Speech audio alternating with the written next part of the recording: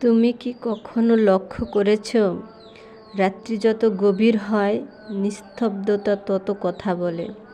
কখনো কখনো নিঃশব্দ রাতই বুকে জমে থাকা কথাগুলো সত্যিকারের ঠিকানা খুঁজে পায়।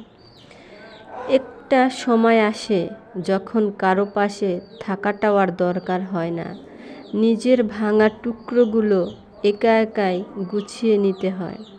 তখন আর অভিযোগও জমে না, শুধু বোবা হয়ে যায় সব অনুভূতি। চোখে জল আসে না, হৃদয় কাঁপে না, শুধু একটা নিঃশ্বাস বেরিয়ে আসে, নীরবতা দিয়ে মোড়া দীর্ঘশ্বাস। সেই নীরবতাই তখন সবচেয়ে কাছের সাথী হয়, আর একাকিত্বই তা হয়ে ওঠে নিজের ঘর, নিজের তৈরি একটা নিরাপদ পৃথিবী।